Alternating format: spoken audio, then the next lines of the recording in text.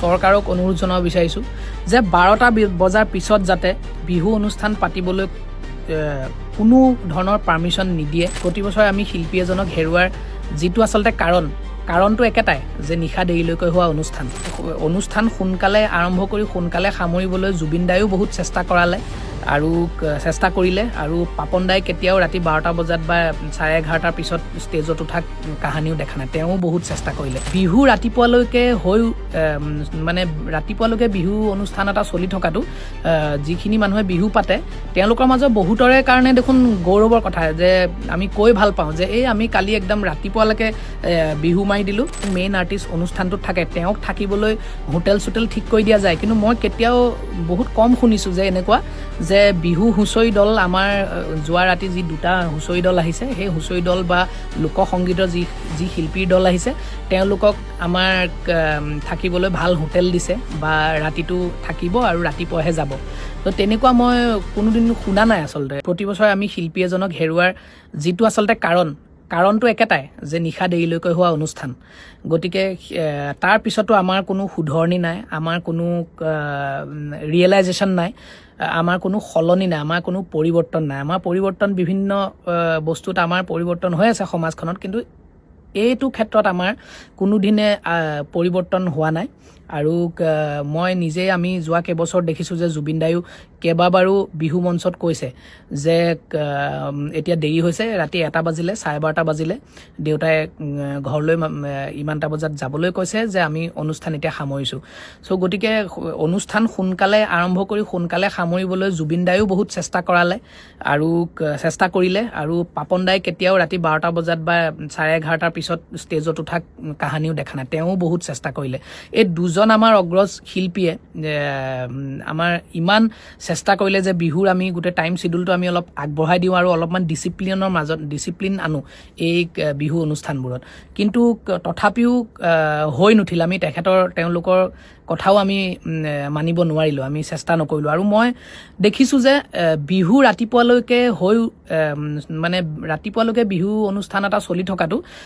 যিখিনি মানুহে বিহু পাতে তেওঁলোকৰ মাজত বহুতৰে কাৰণে দেখোন গৌৰৱৰ কথা যে আমি কৈ ভাল পাওঁ যে আমি কালি একদম ৰাতিপুৱালৈকে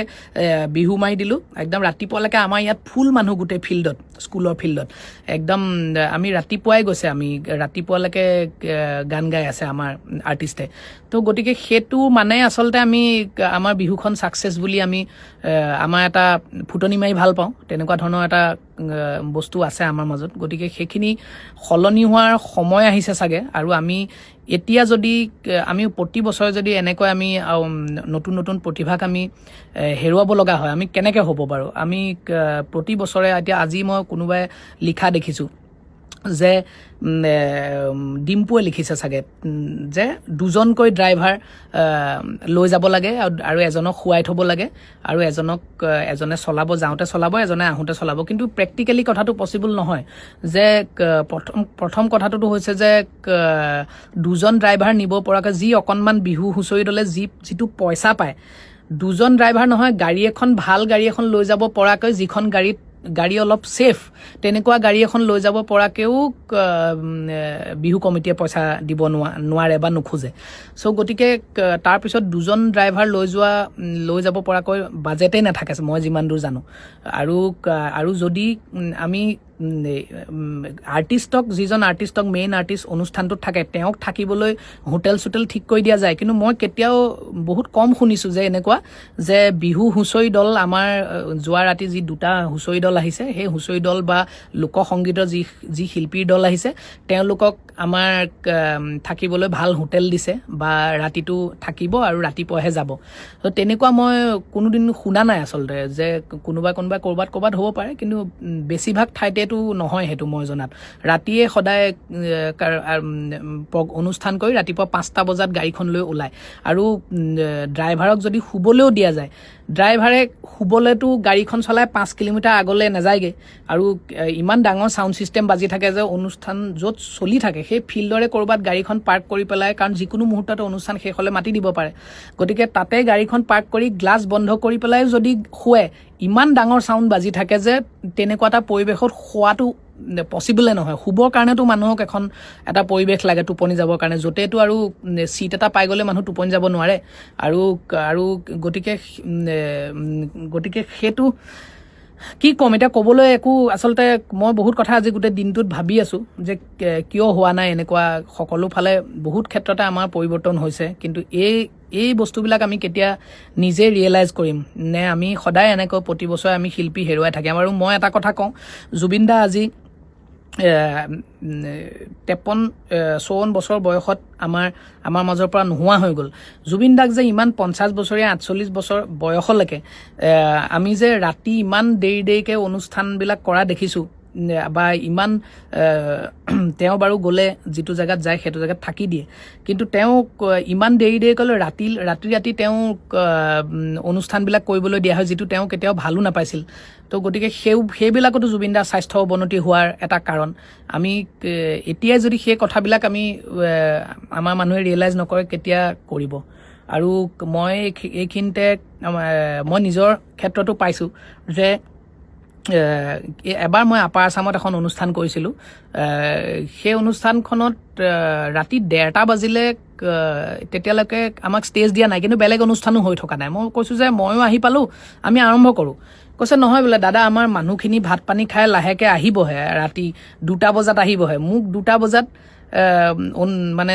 আমি 2টা বজাত উঠিছোঁ গান গাবলৈ তাৰপিছত আমি 4:30 বজালৈকে গান গাইছোঁ 2টা বজাত মানুহ আহিছেহে চ' গতিকে এইবিলাক কেনেকুৱা ধৰণৰ কালচাৰ আৰু এই বস্তুবিলাক আমি কেতিয়া নিজে অনুভৱ কৰি আমি নিজেই নিজক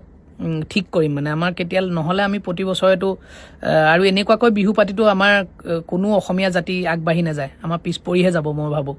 আৰু এইখিনিতে মই চৰকাৰক অনুৰোধ জনাব বিচাৰিছোঁ যে 12টা বজাৰ পিছত যাতে বিহু অনুষ্ঠান পাতিবলৈ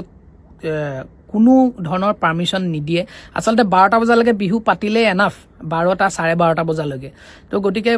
সকলো ঠাইতে অনুষ্ঠান আমাৰ যেতিয়া অসমৰ বাহিৰত আপোনালোকে যেতিয়া দেখিব যে আমি এইবিলাক বস্তু আচলতে শিকিব লাগে অকল বাহিৰৰ ঠাই বুলি আমি গালি পাই থাকিলে নহ'ব কোনোবা ঠাইত সকলো ঠাইতে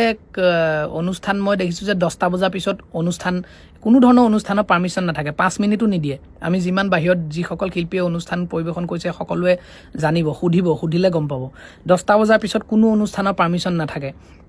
লোকেল জেগাত লোকেল প্ৰগ্ৰেমৰো নাথাকে আমাৰ তাততো একদম ৰাতিপুৱালৈকে দাঁত ব্ৰাছ কৰি অহালৈকে আৰ্টিষ্টে গান গাব লাগে আৰু মই চৰকাৰক এইখিনিতে অনুৰোধ জনাইছোঁ যাতে 12টা 12:30 বজাৰ ভিতৰত যাতে অনুষ্ঠান শেষ কৰিবলৈ যাতে একদম ষ্ট্ৰিক্টলি মুখ্যমন্ত্ৰী মহোদয়ে যাতে একদম কাঢ়া নিৰ্দেশ দিয়ে নহ'লে আমি আমাৰ মাজৰ পৰা সদায় এনেকৈ আমি শিল্পী প্ৰতি বছৰে হেৰুৱাব লাগিব আৰু আমাৰ আৰু কি হ'বলৈ গৈ আছে নাজানো গতিকে এইখিনিতে মই এই কথাখিনি ক'লোঁ যদি মই কিবা ভুল কথা কৈছোঁ বেয়া নাপাব ক্ষমা কৰিব আৰু আপোনালোকে কি ভাবে কমেণ্টত জনাব থেংক ইউ